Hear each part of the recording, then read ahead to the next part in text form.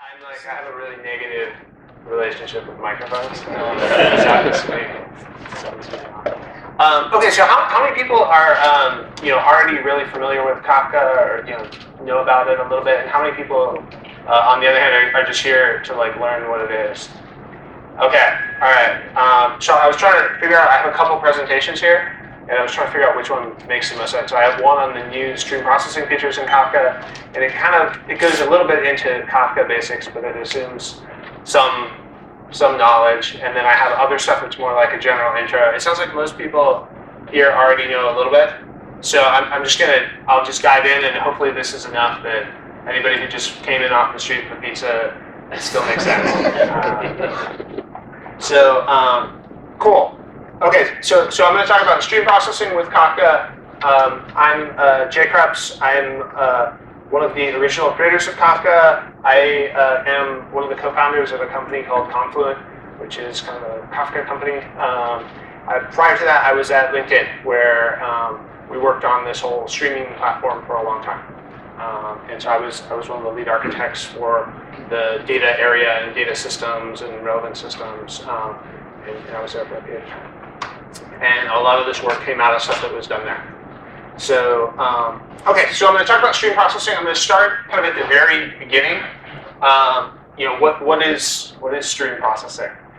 Most people are sort of familiar, have heard about it. It's become kind of a popular topic. If you hang out, especially in these big data circles, it's a whole thing.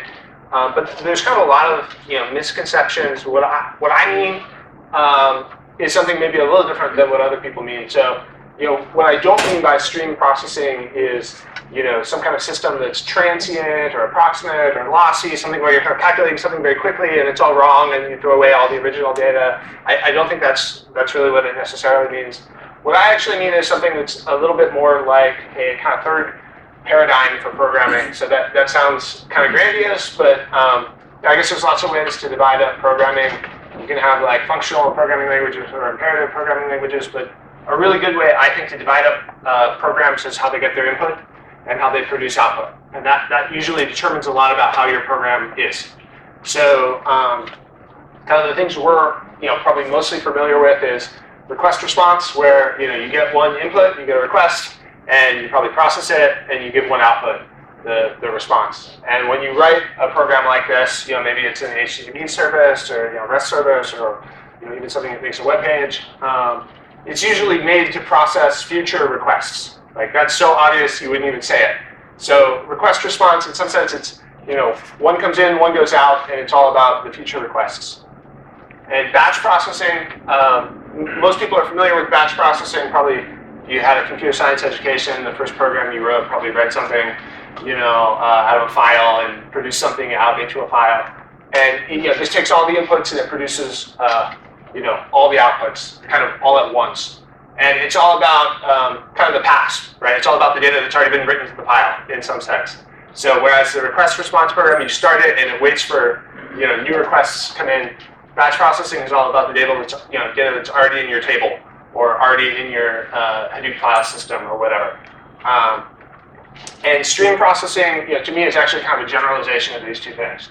So instead of getting one input and producing one output, or getting all your input and producing all your output, all we're saying is we're going to kind of generalize that, and we'll say, well, the program can decide how much input it gets and how much output it produces. So the program could decide that for every input, it's going to produce an output. And it could decide that it's going to read a whole bunch of input and then produce output and then go to sleep until tomorrow. And those would be the two extremes, but it can also do anything in between where it has a much more sophisticated pattern of how it uses data.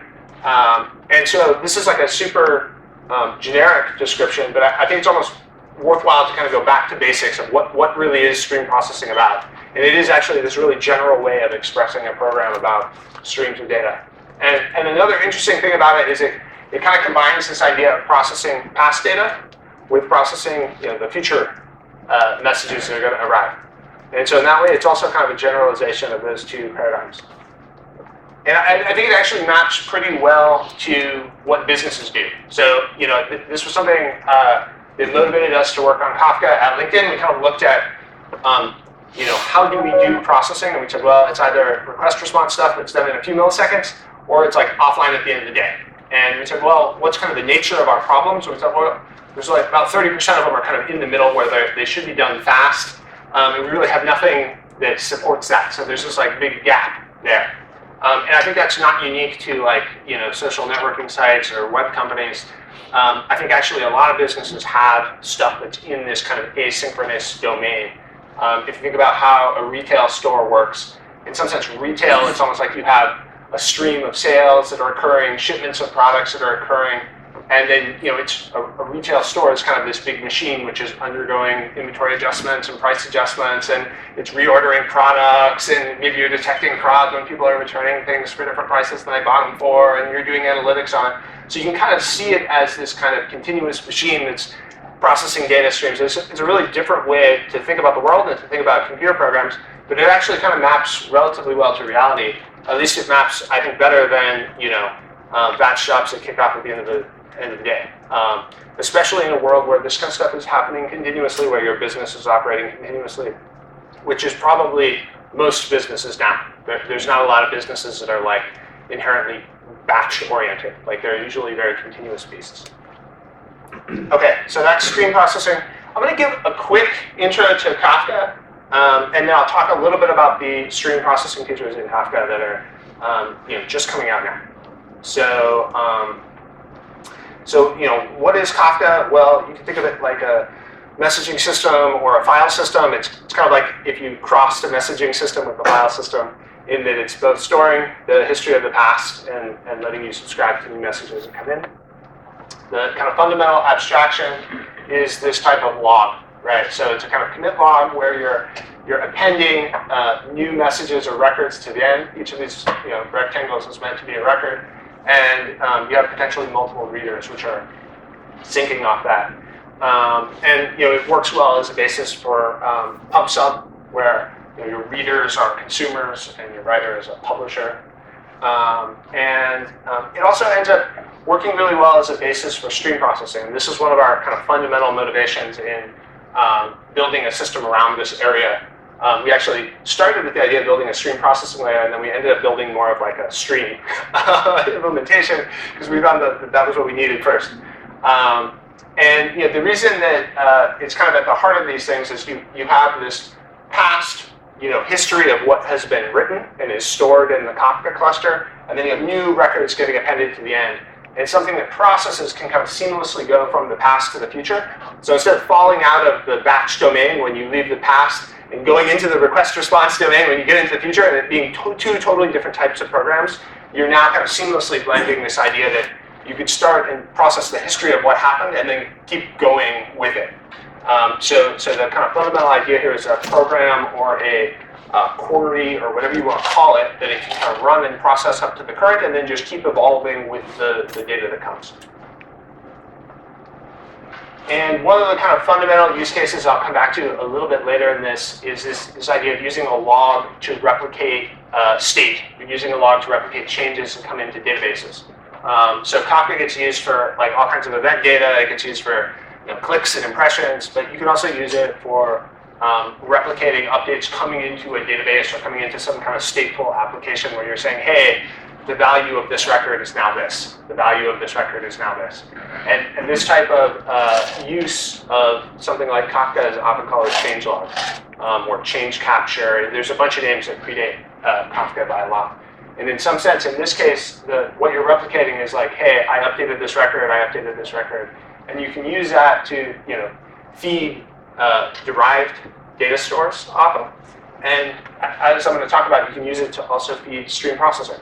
So you can have processing that happens off of changes that are coming out of a database. And Kafka has built-in features that allow you to take these types of updates and compact them. So it has kind of built-in support for this notion of change logs. That's actually built in, so there's a special way to retain that type of data that works better for it. So that's kind of the log abstraction in Kafka. The only other abstraction in Kafka is this idea of consumer groups. You can't quite see the colors here. It's a little washed out, but in Kafka, there's a way to divide up processing over a group of consumers that read off of that data. And this gives you fault tolerance in this group, and it gives you the ability to scale it out. And this is built into Kafka's protocol, and so it's something that the the clients are able to use to coordinate work among a group of processes that may expand kind of dynamically or may contract dynamically, maybe if some of the processes fail, or you just get rid of them.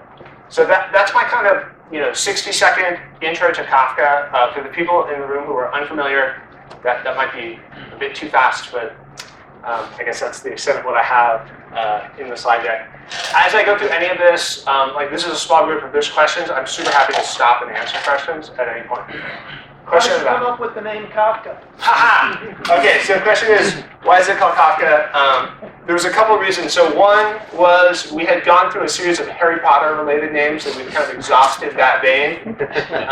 And we'd moved on to writers. And so you have to pick a writer for the area we were in, and we were kind of replacing a set of kind of ad hoc data pipelines that were very like Kafka-esque.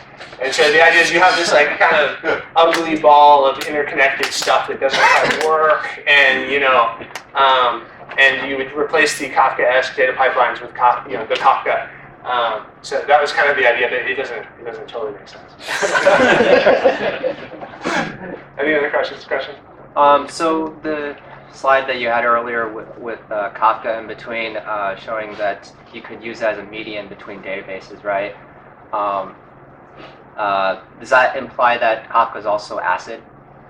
Yeah, that's a good question. So maybe one of the questions, one way to rephrase that would be, what guarantees does Kafka give for data that's written to it, right? So yeah, it actually gives pretty strong guarantees. So if I skip back in time to my log picture, this kind of log is stored in the Kafka cluster. It's written to the file system, so it's persistent, and then it's replicated within that cluster. So it can survive failures of individual machines, even if they kind of destroy the data on that machine. And when you do a write to Kafka, it does do kind of the full consensus thing where that write is written to some local leader. It replicates to followers that are kind of following that leader. When everybody has that write, it acknowledges it back to the original writer saying, yeah, I guarantee you I won't lose this, even if I die right away. And that's kind of the fundamental guarantee you have to have for any of these consensus algorithms. And so we do that, and the trick, of course, is to do it quickly, because we also want to not just support critical data on one hand, the kind of core updates to databases, but we also want to be able to support high volume like log data, which just has to get there quickly and cheaply and efficiently.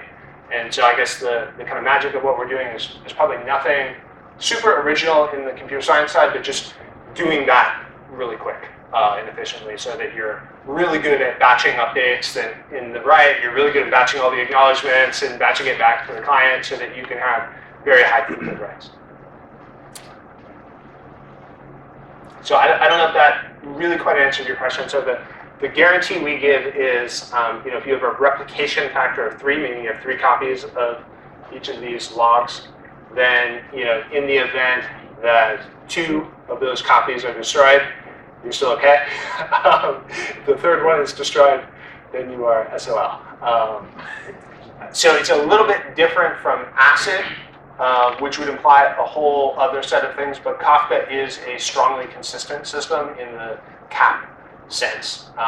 So there is all the replicas agree on the order of the records in the log and their exact contents, and so like both the order and the bytes, everybody agrees on that, and the consumer will only ever see messages that have been fully committed. So there's no situation in which you kind of have a write, and the server that you wrote to like hands out that message and then crashes and loses it, and other people don't see that write. The kind of fundamental guarantee you have to have is, if we told you you got it, we got it. And if we told you you got it, everybody who subscribed will get it. And if you don't have that, you can't really build any kind of reliable data pipeline or processing on top of it very easily. It's very hard to do. Cool. Okay, so that was my 30-second intro to Kafka. Now I'm going to kind of get into stream processing with Kafka. So what does Kafka have to do with stream processing? It's kind of like this weird messaging file system thingy, and then processing streams of data, which I kind of talked about abstractly. And so it turns out that they go together pretty well. we did actually start with this idea of trying to build an ecosystem of stream, derived things around this, and so we kind of really thought about the abstractions that would be required to support that, and that was kind of how we settled on this log construct. And so the state of the world kind of today is there's really kind of two approaches towards processing streams of data. One with Kafka. One is kind of you just use the consumer and producer APIs that Kafka provides, the clients, and you process them. And you don't need any kind of frameworks or anything like that. And this, we were calling this for a while kind of hipster stream processing because it's very low tech. You're basically just using Kafka as like a messaging layer, and you write an application that processes the messages, and it does whatever it does. And it kind of has all the characteristics of hipster technology. I don't know if people are familiar with fixie bikes. It's like it's actually nice. It's simple. It doesn't break that often. And then every once in a while you kind of run into a hill and you're like, oh yeah, now I remember why we have gears on bikes. So the advantage of this approach of just using some simple client is architecturally it's super simple. You just have an application, you can run the application however you want. It could be in Docker or Mesos or whatever great thing that you run your applications in. It doesn't dictate anything about how that application is deployed or configured. You just kind of have clients that read and write from Kafka. So this is kind of the low-tech approach. And the problem, as I said, is you kind of eventually run into the hill, right? And there are some tricky bits for stream processing. And those tricky bits, I would say, are, if you're trying to just process one message at a time as it comes in, that's actually pretty easy, and you can just do that with the Kafka clients, and they get pretty strong guarantees on data delivery. But if you're trying to do something more sophisticated, where you're counting or aggregating messages, or you're joining maybe streams of data to tables of data, or you're joining streams together, or you're doing some combination of all of that, it can get a little bit complicated how you do all that, and it can get more complicated if you're trying to do that in a way that scales out elastically and is fault tolerant and so on. And so the other approach, which is actually quite good, is there's a whole ecosystem, kind of a growing ecosystem of stream processing frameworks, and they all kind of have interesting pros and cons. There's Spark has like a streaming module. Storm is probably the first really well-known thing in this space. Samza was something we built at LinkedIn, and Flink is probably the kind of new thing on the block here. And these are all pretty good. They all have pros and cons. They all work quite well with Kafka, so you can deploy one of these. And it's helping you kind of write that application in a way and handle some of these stickier bits of stream processing. I think kind of at least my reflection from participating in the design and building one of these was we kind of conceived of this area as being almost like a real-time MapReduce layer for streams. And then when we actually deployed it to people who used it, we actually found that people were using it for building like applications, like effectively some kind of core part of the business would be fed off of that, and they wanted to manage it like an application, and they wanted guarantees. And there was a little bit of a misfit between something that kind of seemed a little bit like MapReduce and this kind of application. And kind of there was a bunch of problems that came out of it, but probably the biggest one was just the complexity of running these things in these shared clusters, which are trying to multiplex stream processing jobs. And so people who have dealt with Storm have often complained about this. And it kind of takes over a little bit of not just how you write your application, but also how you configure it and how you deploy it and how it's packaged and everything about monitoring. And so you kind of came in for this nice abstraction it was going to provide, and it kind of takes over your whole life and everything about how you write and deploy your applications. And then in particular, I think a lot of these actually don't quite solve all the problems. And so you end up with these architectures which are relatively complicated. So you have Kafka, and then you have maybe the Storm cluster or the stream processing cluster, whatever it is. Then you have your job, which is on top of that. And then if you're doing any kind of lookups or aggregations, a lot of these systems don't really support a notion of built-in stateful processing. So you kind of end up with some database that you're joining extra things onto. And then you usually have some kind of output database that you're producing results to. And then you have to solve the problem of what to do when your code changes. And you have to go back and recalculate things. And usually for that, people will kind of strap on some kind of batch processing system. And the end result of all of this is just a little bit complicated. And so I would say that the pro of the hipster stream processing was it's simple. probably the con of this approach is just there can be a lot of moving pieces. There's a lot of distributed thingies you have to make work. And so this has been kind of the state of this area. And I at least particularly feel the complexity thing is something that really holds you back. Like you want to make stream processing something that's super mainstream as a way to build applications. Like I think our belief was for most companies, probably about 30% of things kind of naturally fall in that streaming area. You can't have a super complicated architecture for building that type of application. It won't be practical. And I think in particular, our observation has been, I think there's a famous quote from one of the early Unix C guys that you shouldn't code things as cleverly as possible, because if you do, everybody knows that debugging is twice as hard as coding. So if you coded it in as clever a way as possible, then by definition you won't be able to debug it. And I think maybe operations of distributed systems is maybe harder than debugging. So then if you architect something as complicated as possible, then you surely won't be able to run it reliably and really build around it in an agile way. And at least that was our experience. So this was really kind of the state of the world that we were coming into, and we wanted to make some contribution in this area. And what we came up with is something called Kafka Streams. And what it is, it's a little bit different from these frameworks, which I think totally have their place. It's basically kind of if you were to combine these two approaches. So if you were to take kind of some of the pros of that simple client, library, and some of the capabilities provided by these stream processing frameworks, and kind of join them together. So what Kafka Streams is, it's a simple library. It's part of the Apache Kafka project. You can think of it being kind of like a third client. If there's a producer and a consumer, this is almost like a transformer or something, in that it takes Kafka topics and transforms them into output Kafka topics. And despite being relatively simple, it actually does some of the more sophisticated things that you would expect out of anything in this space. So it has a convenient DSL for expressing your program. It does pretty sophisticated windowing. It handles late arriving data. It does reprocessing and has a model for doing that out of the box. It's a true streaming framework. It's not doing small batches.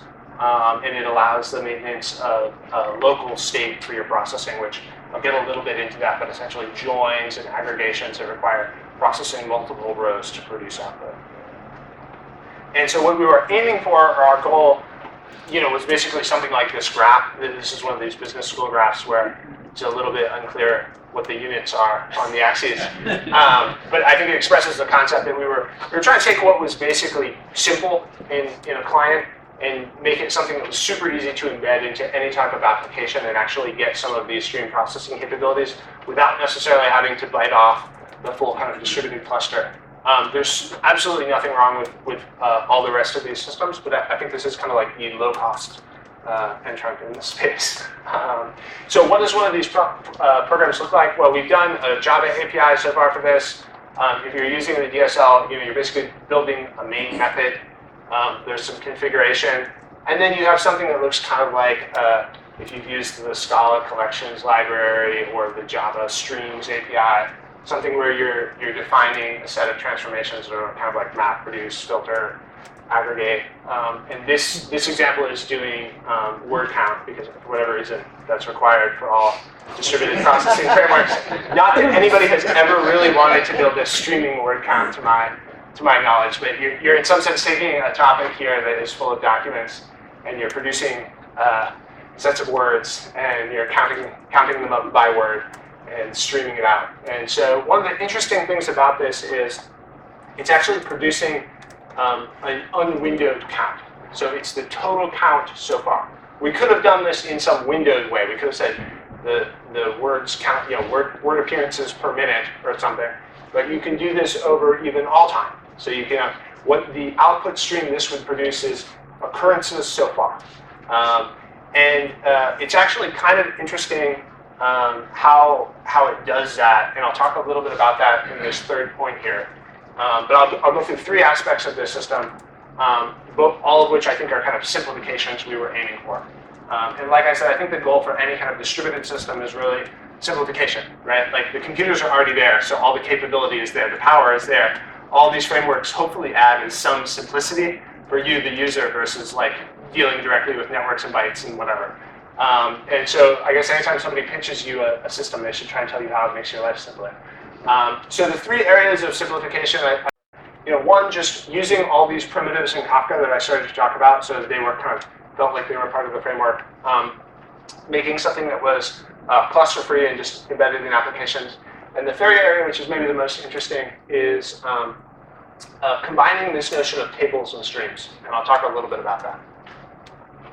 So the first simplification was just having something that inherited everything that was already there in Kafka. So it uses Kafka's data model for records, which are kind of these key value pairs. It uses the same serialization.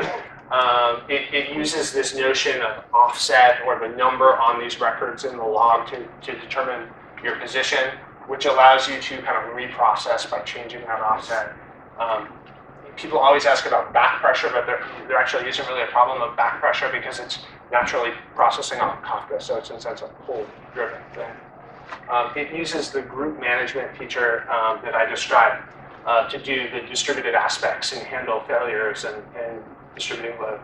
It even handles the change log feature for managing state, and it has kind of built-in partitioning. So all those kind of primitive things I described super briefly about Kafka are basically how those problems are solved with Kafka streams. And to go through a few of these, like reprocessing, you can basically rewind one of these processing jobs by setting the offset question. Could you go into detail about how that back pressure propagates? Yeah. So in some sense, these Kafka streams jobs are basically pulling data off of a Kafka topic, transforming it into output topics.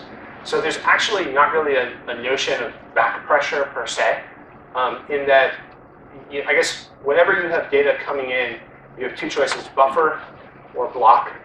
Blocking is usually pretty bad because it goes all upstream, and you can't really block your customer in the end. So that's an issue. And buffering is bad if you're just doing it in memory because you're going to run out of memory and everything falls over, right? So I guess the answer in Kafka to that is always just make the buffer really, really big. So, in a sense, a Kafka cluster is a giant buffer. That's what it is. A Kafka topic is a giant buffer or store of everything that happened.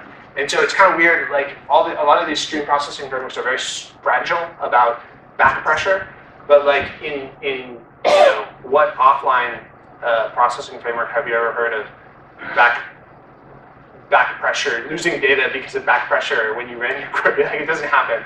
It doesn't happen because they just write the output back to HDFS or back to a database output table or whatever. And I think the same thing is true here. So like the processing is pulling data off of a topic at the rate that it can, the fastest rate, either determined by how fast it can go, or there is no more data available. And so the back pressure is basically absorbed in Kafka. If it falls behind, the data is just there in Kafka, it's unprocessed. Could you explain a little bit about partitioning? Yeah. I'm gonna come to that in a little bit, and I'm not going to do a super deep dive because my experience with partitioning and group management and failures is like you just almost have to like read the picture and think about it for a second. And so in a talk, it's the thing that like if you have a test at the end, 2/3 of people were like, I don't know, he said something about something, and it seems like there's failures a lot, or he recovers, or I don't know, something. Nobody really seems to take it away. So, but if you understand a little bit about how Kafka consumers work, effectively you can think of these little programs you would write as just being a Kafka consumer and assigning work that way. Cool. So, okay, I felt like there was an unanswered question. Did I leave anybody hanging there? No? Cool. Okay, reprocessing we talked about. Time. So this is another thing where they're actually, one of the most key things in stream processing is this notion of time and when did the event occur. And so one of the things we've done is we've actually added a timestamp into Kafka. It's kind of a missing feature. We knew we needed to do it, but we wanted to get it really, really right before we did it because physical time is such a hard thing. You can't depend on it happening in order, even though in real life we always think of it that way. But doing that well and then propagating it all through your processing is actually one of the harder things to get right. So anybody who's tried to produce any kind of windowed count, there's always problems with events derived late or anything like that. So really handling that all the way through, I think, is one of the key things. And people who are kind of geek out on stream processing systems, I think a lot of good thinking came out of the Google team that put a lot of ideas into this windowing area. And I'll talk a little bit about how that works.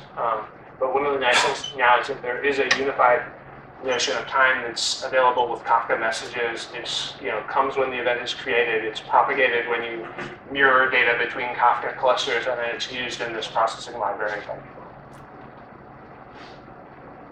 Okay, so the second simplification here, and this may start to answer your question, but maybe not really, there's really no cluster. You kind of write your app, and you can deploy it and start it however you want. And the execution model for this is something like, if this is the Kafka cluster, and this is your stream processing application that you built, maybe if there's 2 instances, they're kind of taking half the work of reading your input topics and transforming them and keeping whatever state and writing back derived results. And so the processing, of course, is not happening in Kafka. I've noticed that at least 10% of people when I give this talk think that the Kafka cluster internally is doing something, but it's not. It's actually this Kafka streams library is your code, which is not in the cluster per se. It's really just another consumer. And so if you have these 2 instances and you add a third instance, you could start it dynamically. And what would happen is the set of Kafka partitions that are being used here, they would kind of donate a little bit of work to this new guy, so he could have some work to do. And when it registers itself as part of that group, it kind of automatically takes that over. If it were to crash or to fail, then of course that work would be given back. And so the segregation we've tried to make here, which I think is actually really important and good, is that Kafka Streams is basically responsible for all this logic around transforming data, managing state, the detection of failures, detection of new people, giving work back and forth between them. What it's not responsible for is it's not responsible for starting processes. So, you start the process somehow, however you start services or applications, that's basically out of scope. And that seems almost like a missing feature, but I think it's actually really good if you look at the features for managing programs inside of stream processing systems or other analytic frameworks. Are very, very weak compared to what's happening in that world. So kind of the world of deploying software has gotten much more sophisticated. So in the Java world, you might have old things like these big app servers where you kind of deploy a WAR file into it. Maybe that's kind of uncool, but works really well. And then on the other side, you have this stuff that's very cool and maybe almost works. Kubernetes. I think the key thing is whether you put a lot of work into your Puppet Chef deployment setup and you have that nailed, or you're adopting one of these frameworks over here and you almost have that nailed, you kind of don't want a stream processing framework to come in and dictate a whole new deployment, packaging, whatever methodology. That does not make sense. And secondly, the stream processing framework is never going to do this as well as these other layers are.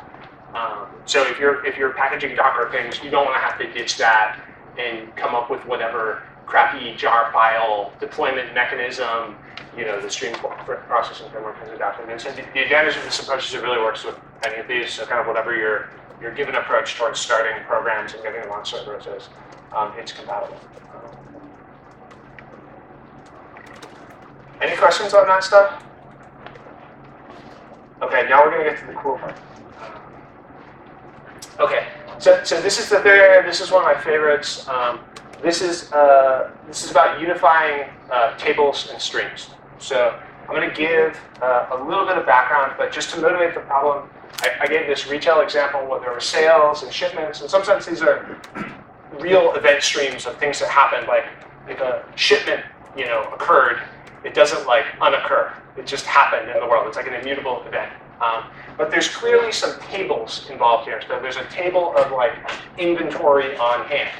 And the stream of sales is probably modifying inventory on hand. It's probably going down, right? And the stream of shipments is probably increasing inventory on hand. And you probably have some prices as well. And so if you're calculating off of this, everything you do is really the intersection of streams of events, like what happened, and the current state of the world, which is tables, right? So streams are things that happen. Tables are the current state of the world, right? And fundamentally, I think stream processing is about unifying these 2 things, putting them together. Unfortunately, I think the current state is more like databases have the state, but they don't have events. They kind of tried with triggers and materialized views, but It's not really like a full-fledged development platform. Anyone who's tried to build a lot of logic in like stored procedures and triggers and materialized views, you kind of fall off a cliff pretty quickly.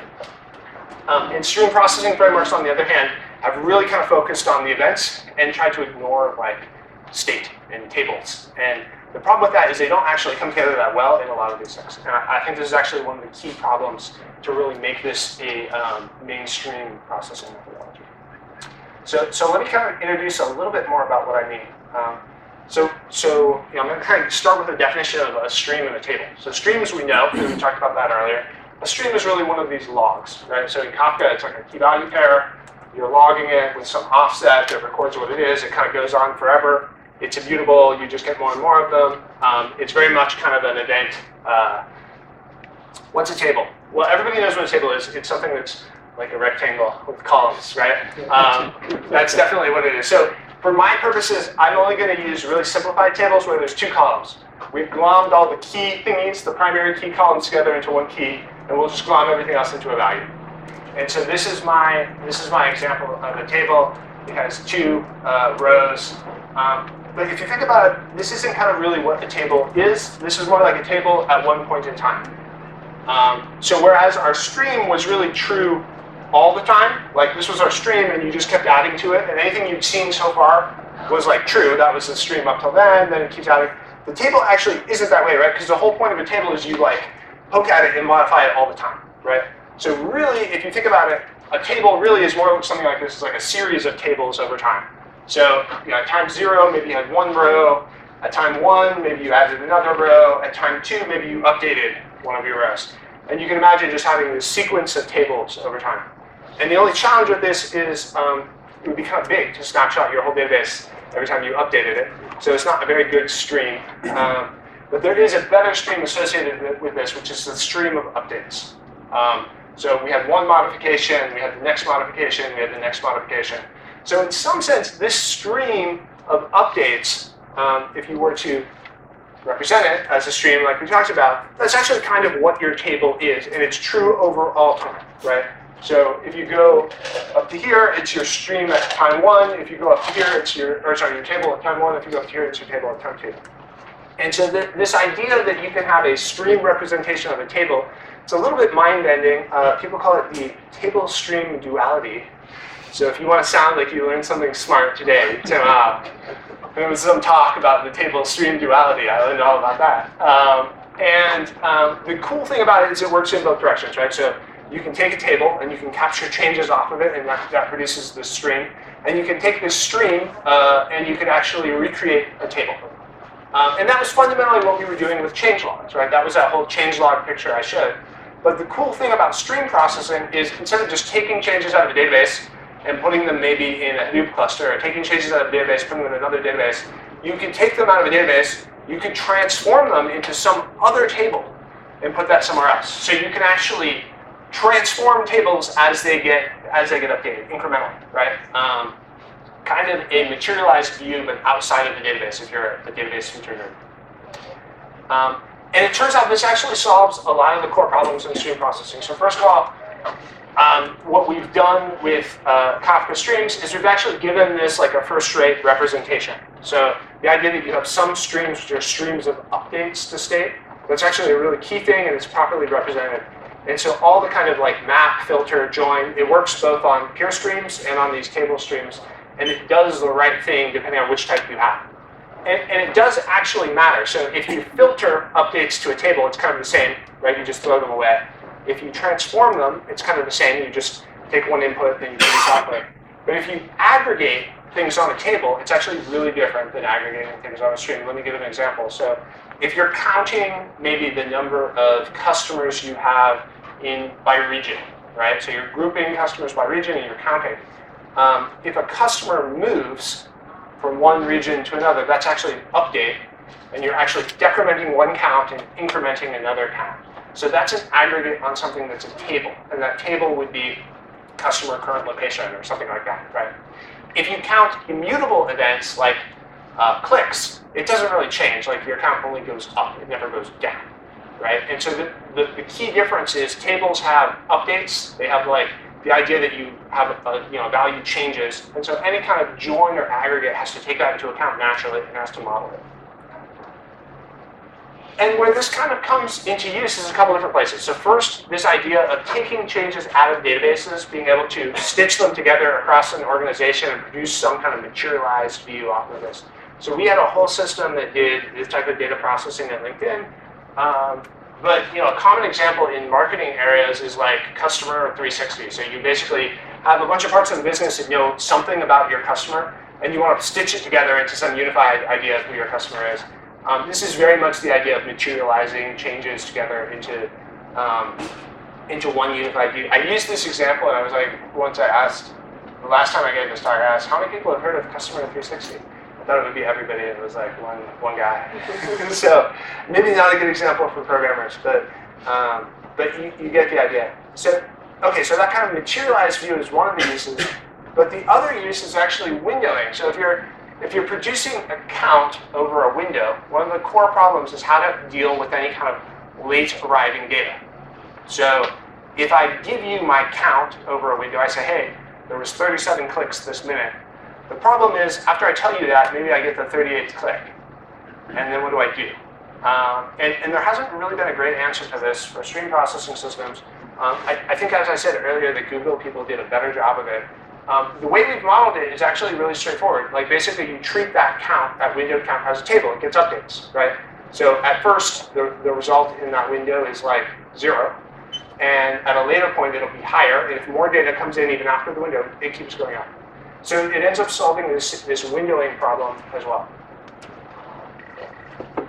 And kind of the final thing you get when you kind of put all these things together is if this was kind of the original stream processing application architecture where you had really a lot of moving pieces, we've kind of piece by piece tried to chip away some of these. So you can get rid of this notion of an external side database for aggregations. That's kind of done natively. You can collapse the stream processing framework and kind of get rid of that part, and it just works on Kafka. You can do reprocessing without necessarily having a whole separate Hadoop cluster, although you could do it in a Hadoop cluster if you want.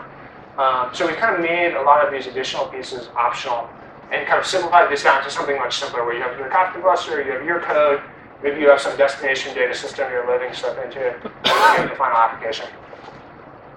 So that is Kafka Streams. And then I thought it's probably worthwhile to say a quick word about where streams come from. Because the problem I talked about was how to take some Kafka topics and transform them into another Kafka topic. I didn't really say how to get data out of databases or how to integrate with other systems.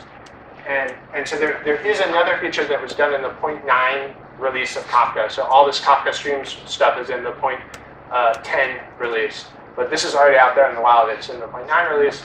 And it's called Kafka Connect. And it basically handles this problem of running connectors to Kafka. So if you want to write a plugin that streams data in from a database or streams data into HDFS or streams in log data or whatever it is, this framework is meant to be a general way to do that.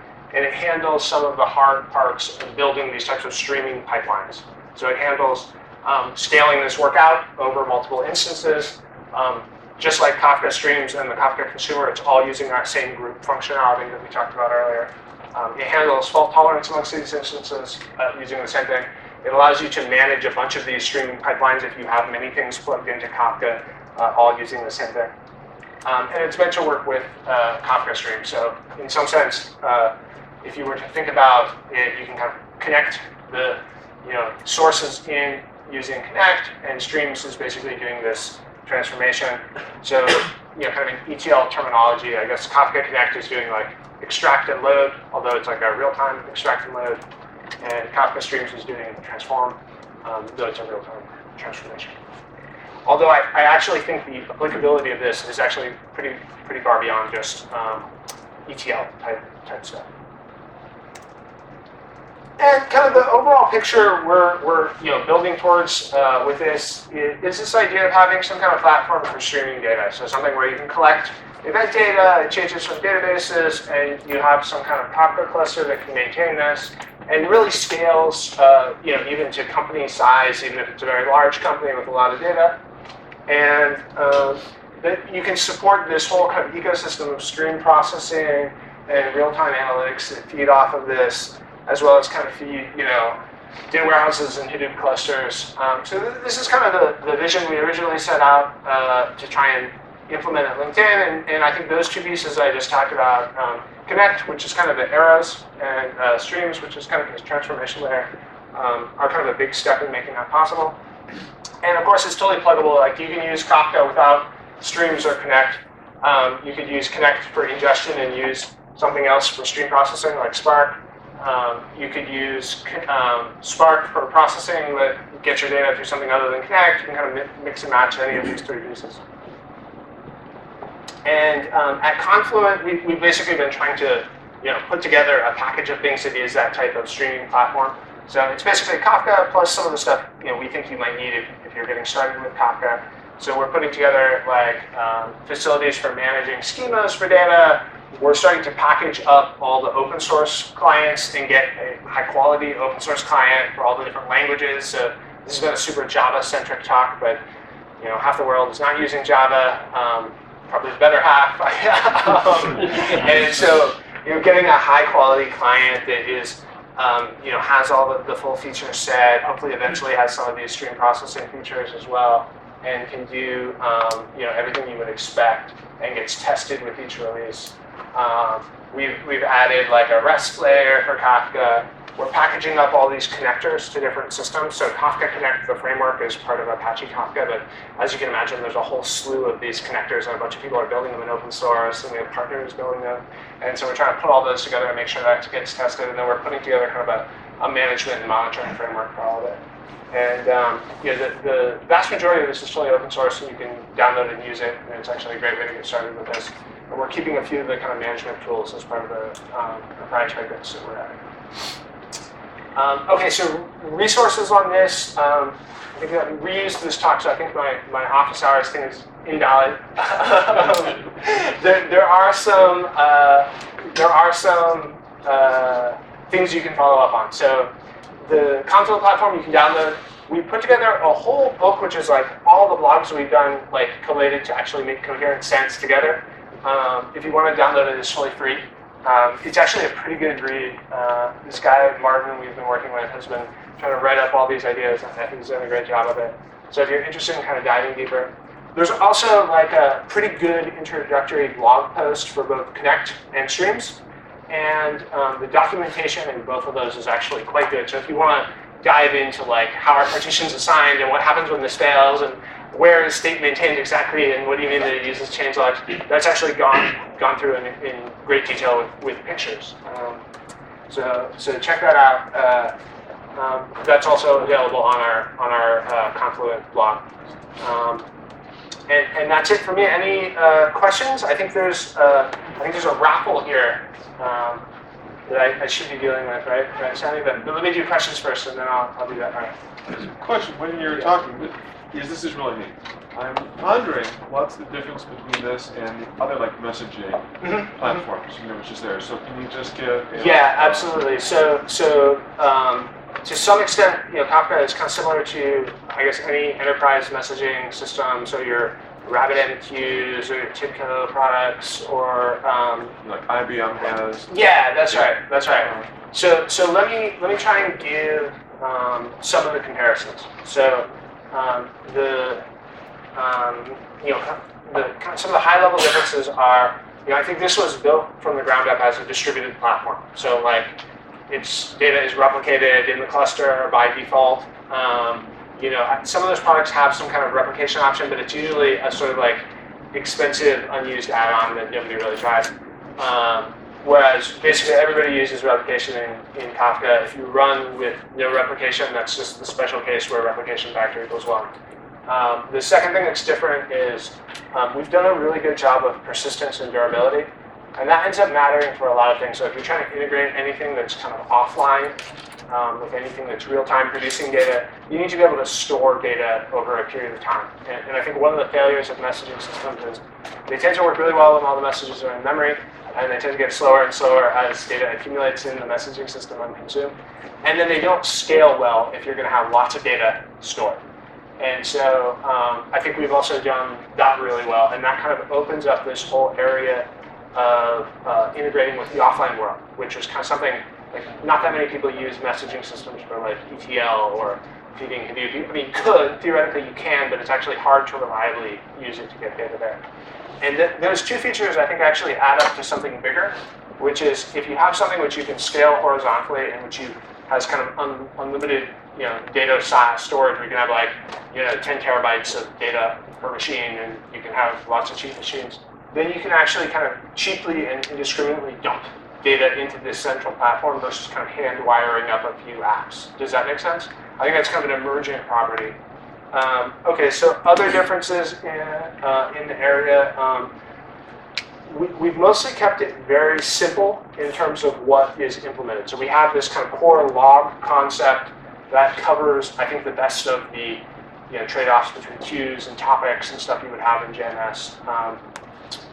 But there are fewer like filtering features and stuff built in that a lot of messaging systems would have.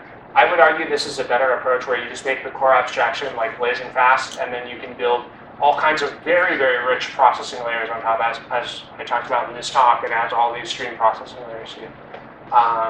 So yeah, I guess that would be the biggest probably set of differences I would call out. And then just overall, it operates like a distributed system. So when you create a topic, it's created across the cluster, not like on one broker. When you write, you're kind of writing to the cluster. Just in general, you kind of use it as a cluster. You can do operational stuff and take down machines in the background. So these are probably some of the advantages. But yeah, you can totally think of Kafka as like just a next generation messaging thing. Question? How would you compare Kafka Connect to other tools like Spring integration?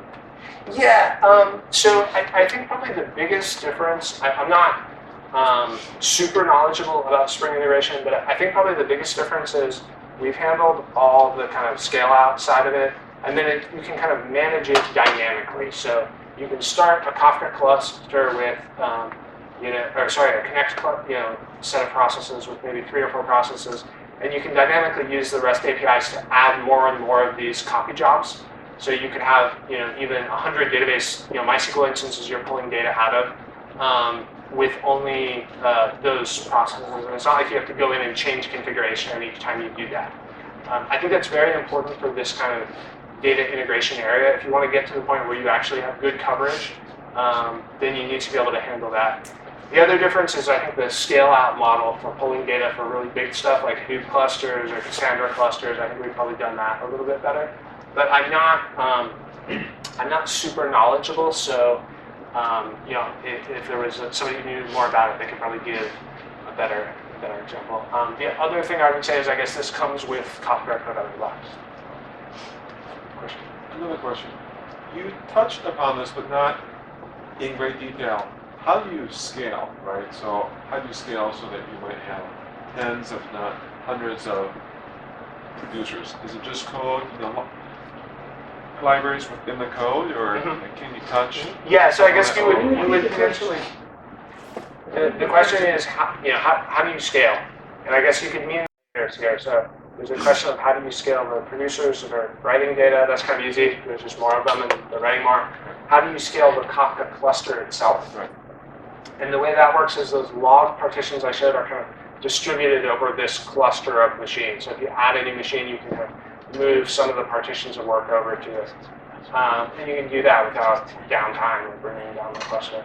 And then the final question is, how would you scale these consumers of data? And that is that consumer group abstraction, which allows you to balance the consumption of that data over a dynamic pool of processes that may expand as new processes arrive or go away. And then Kafka Streams and Kafka Connect, in some sense, they're really just like producer-consumer combinations in different ways. And so how you scale them is basically the same answer as how you scale the consumers. Hopefully that answers the question. So when you did like table stream duality, Yeah. if you had like cascading updates, cascading deletes, things like that, would you kind of accept that whatever you're getting, like you could basically have like 5 copies of it, right? If it's denormalized, so maybe like 2 of the 5 updates are lead or something. So like maybe you can assume you're looking at a snapshot of it in time. It may not always be the most up to date, or does that line of thinking? I think so. I don't know where it goes. I think your question is sort of like, what happens if there's multiple related modifications and deletes? Right. Yeah. Yeah. I mean, I guess that would depend how you kind of publish those messages into Kafka. In the Kafka stream job, they would be processed one record at a time. So whatever a record represents, if it represents one row, then that would be one row. If it represents one transaction, then it would be one transaction. I'm not sure if that's answering your question. Kind of. I'm not sure where I was headed anyways. So. Yeah. Well, maybe that's one answer there. All right. Okay. Other questions? What's your opinion on tools like Burrow and sort of just like a general monitoring strategy for having tons of streams happen? Yeah. So obviously there's a lot of work to manage this type of streaming platform. There's a bunch of tools that are out there. There's some open source stuff.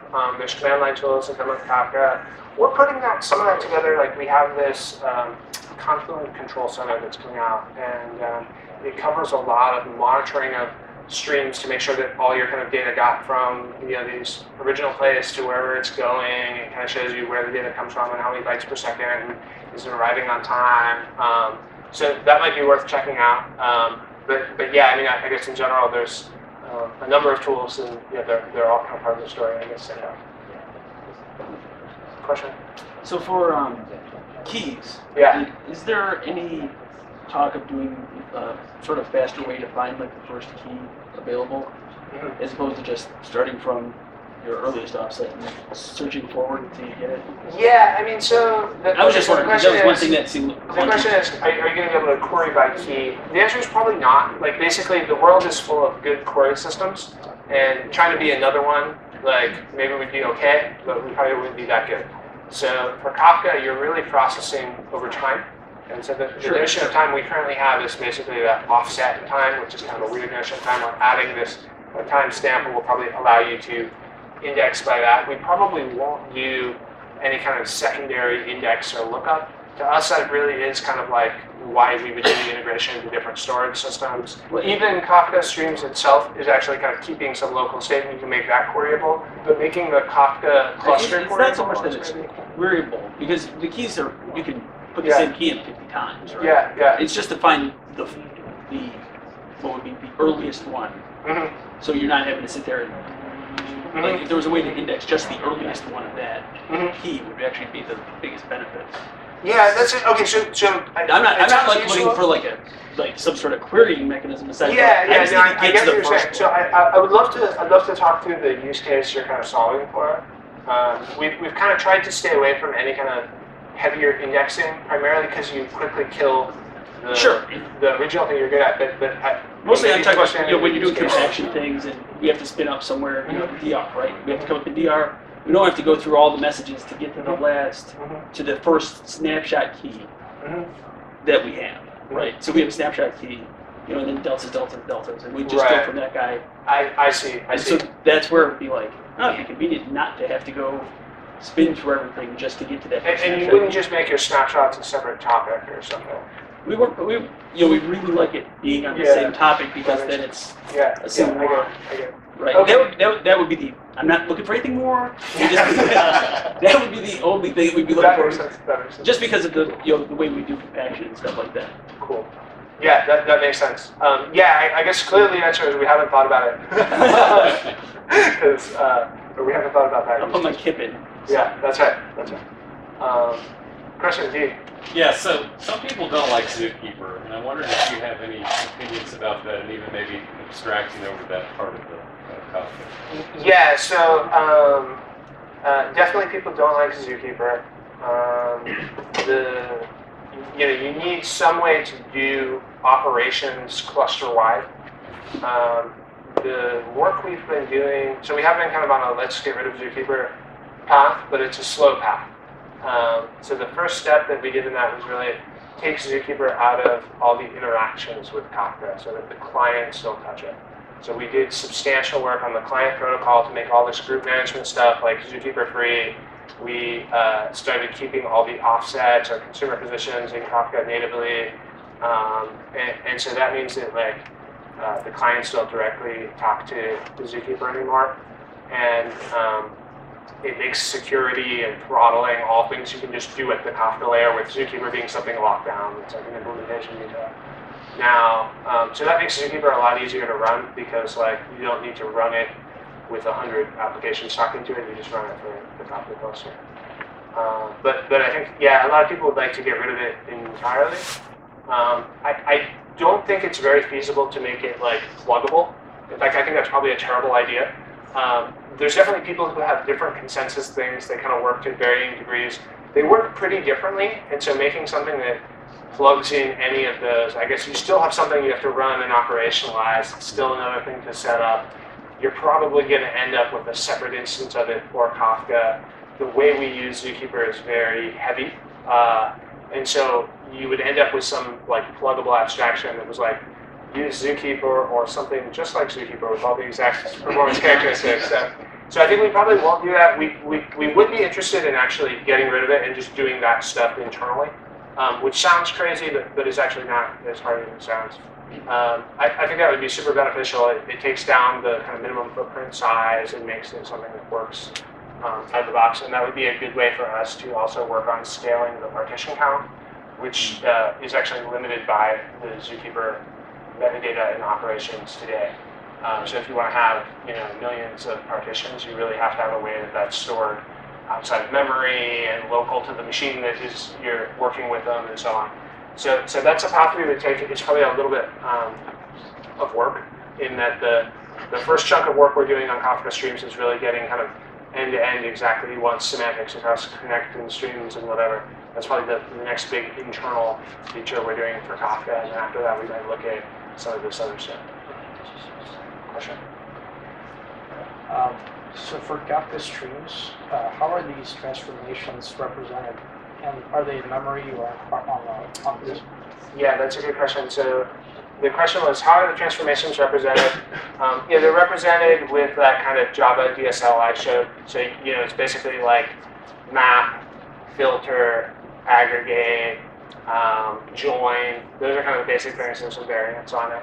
So that's kind of how you express it. And then the program that uses that DSL, it can run however it wants. So the next question was, if you're doing some kind of aggregate or even some kind of join, where is that data? Is it all in memory? The answer is no. It can be either in memory or in a kind of local RocksDB instance. And if it's RocksDB, we do all the fault tolerance of so RocksDB is not really a database. It's more like a key value embedded library. So it's more like a file format than a database in the way people normally think about it. That allows you to do aggregations that are bigger than memory. It allows you to take table changes and index them and join them on to something also bigger than memory. All of these are, of course, operations which are partitioned up. So whenever you're keeping the state, it is partitioned up over all the streaming jobs. And then we do the work of making it fast to fail over. If that dies and you lose your local data, then you need to have that somewhere else. So if you're interested in diving into that Kafka Streams documentation goes into great detail with pictures. Awesome. All right, one more question, and then I'll take anything else offline. Because I bet there's at least 2 people who really want to get up and go to the bathroom or something. Just being polite while we get through here. I have a question. Okay, yes. Since you mentioned Martin Klubman, when is he going to finish designing data-intensive applications? That is one thing I cannot be responsible for. Yeah. Okay. So we've kind of been working on and off with this guy, Martin Klubman, who's a fantastic writer, and he's writing a book called "Designing Data-Intensive Applications." It's great. It's a fabulous book. But where's chapter 9? Only 3/4 finished. So he is a good writer, but he is a slow writer, and we should all heckle him on Twitter until he finishes his book. I'm told that he has, cloistered himself in Cambridge and is not doing any additional speaking or writing until he has gotten the rest of the book out. But it'll be a good read, I think, when it's done. I just got a short one. So Streams is in 10, right? Kafka. Yeah, that's right. We're at 9 point whatever now. Where are we in the roadmap to 10? Oh, yeah, very close. So my suspicion is it will be less than a month. These open source releases are a little bit unpredictable, and that there's some voting on it. We always find some critical bug at the last minute, which then delays it. by a week or so. But yeah, we actually almost called it a week ago, and then we decided, oh, we're gonna get a couple last minute features in. So it's like imminent. If you want to try out the stream stuff, we did actually do like kind of a preview release, which is all packaged up and you can download and use, and it's in usable state. Although I wouldn't put it in production until we get a final release up. Nah, yeah, he's like, whatever. Okay, cool. Thanks for taking the questions offline. Thanks everybody for coming.